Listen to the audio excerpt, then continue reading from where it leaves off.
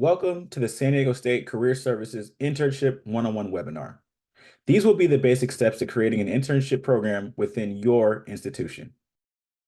We'll go through the benefits of an internship program, we'll give you a checklist to creating an internship program, and we'll go through intern compensation guidelines. Let's dive into some of the benefits of an internship program. So let's start with what is the definition of an internship. Here's the definition given by the National Association of Colleges and Employers, also known as NACE.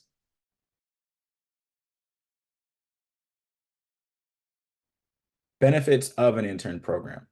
If your organization is unclear or questioning why to even add an intern program, here are some of the potential benefits. Internship programs are an excellent way to create pipelines of potential candidates. It's a great way to evaluate up-and-coming talent and reap immediate rewards without making a long-term hiring commitment. Intern programs are an excellent way to help organizations utilize some intern knowledge on how new technology functions and some latest industry trends. Interns help companies gain fresh ideas and perspectives. Interns can also help with some personnel support with some special projects and assignments that you've been struggling to get to. With nearly 35,000 students here at San Diego State, an intern can help increase your marketing and brand awareness of your organization. And intern programs can even impact recruitment strategies such as diverse candidate hiring plans. Now I will talk to you about the checklist for creating an internship program. There's three main steps for creating an internship program. The first step is identify leadership. The next step is determine intern roles and responsibilities.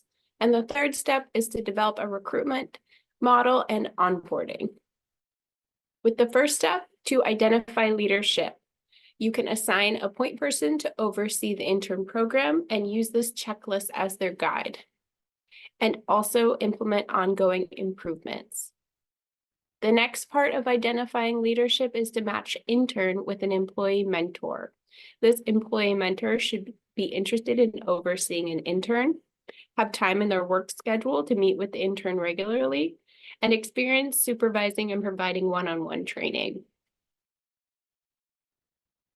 The next step in creating an internship is to determine the intern's roles and responsibilities. This is mainly done through writing the job description. In the job description, it's important to have a narrative about your organization, expected responsibilities and tasks of the intern, desired skills and qualifications of the intern candidates, start and end time and hours per week for the internship, learning outcomes and benefits of employment for the intern, compensation, and how to apply. Some more details about start and end times and hours per week for interns. During fall and spring semester, it is recommended for the intern to be no more than 20 hours per week. In summer, internships can be up to 40 hours per week. Hours are flexible based on your needs. An intern can start at any time, but it's recommended to start at the beginning of a semester, fall, spring, or summer. Determine intern roles and responsibilities.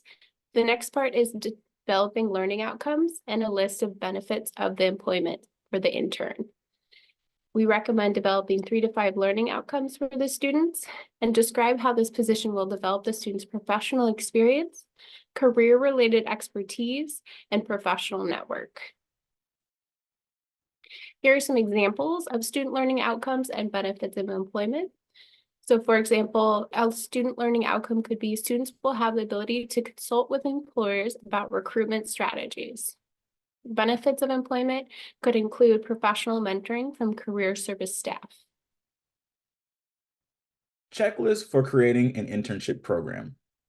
When your organization is trying to create an internship program, it would be helpful to identify a series of projects and assignments appropriate for an intern, i.e., what is an idea or a project that has been on the back burner that could use an intern's help to move it along? Some assignment ideas for your interns: market research and analysis, content creation and marketing, data analysis and visualization, software development or automation, event planning and coordination.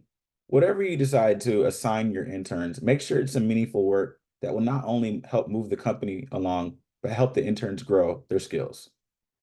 Next on the checklist, create a performance evaluation process. Make sure you're using items from your intern job description to identify core areas to evaluate. Include soft skills such as critical thinking, problem solving, teamwork abilities, and provide solutions to areas in need for professional development. Next on the checklist, you don't want your interns to feel isolated. So create an inclusive and supportive environment. Create space and identify how an intern will work as part of your team.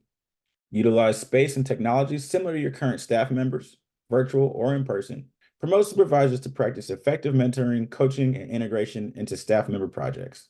Treat interns as employees by providing them with meaningful tasks, such as assigning them to work on live projects. Invite interns to be a part of the staff, team, and committee meetings. And during the planning process of onboarding and training, here's a list of other things to consider.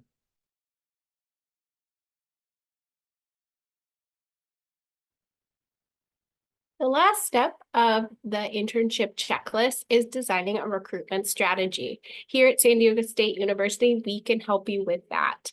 The first and foremost is to post your internship onto Handshake. The second is schedule a recruitment consultation with one of us. Me, for example. We can go through these different strategies and work together. That's going to make the most sense for your recruitment needs.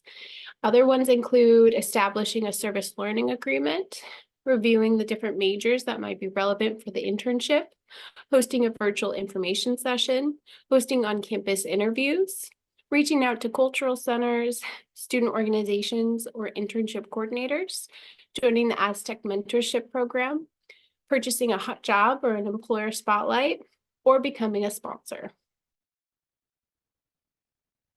The next section of this webinar is going to include intern compensation guidelines.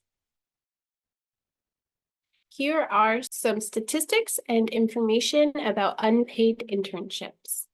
Paid versus unpaid internships, statistics reveal that 57% of interns are paid, while the remaining 43% are unpaid. Paid interns are 34% more likely to get at least one job offer after graduation in comparison to unpaid internships. Interns who are unpaid are most common for students majoring in fields such as fashion merchandising, journalism, and human development, and in social services. Institutions offering unpaid internships include nonprofit organizations, government agencies, and for-profit organizations. Women are 77% more likely to receive unpaid internships.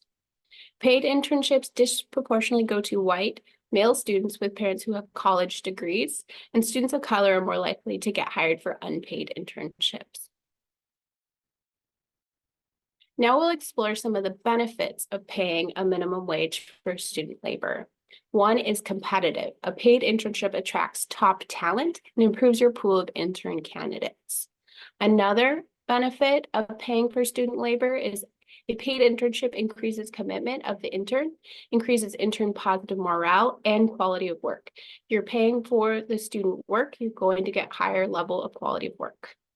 Diversity. A paid internship is a strong recruitment model for diverse candidates invested in the organization.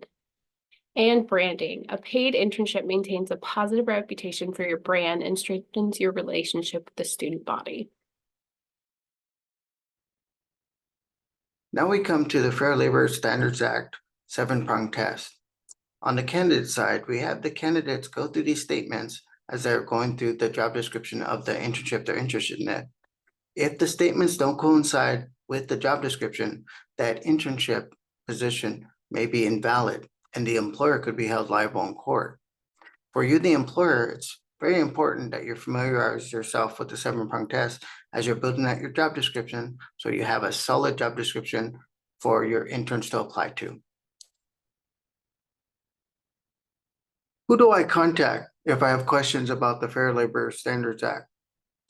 You can call DOL National Toll-Free Contact Center at 1-866-4-USA or the Wage and Hourly Division at 1-866-487-9243. Who do I contact if I have questions? You can email us at ocr.sdsu.edu to work with your Pacific Industry Relations rep. You can always contact me, Andrew Solis, at asolis@sdsu.edu or Oxum Turner at azturner@sdsu.edu or Danny Swartz at ddswartz@sdsu.edu. We look forward to working with you, and we're glad that you're able to attend our webinar today. Thank you.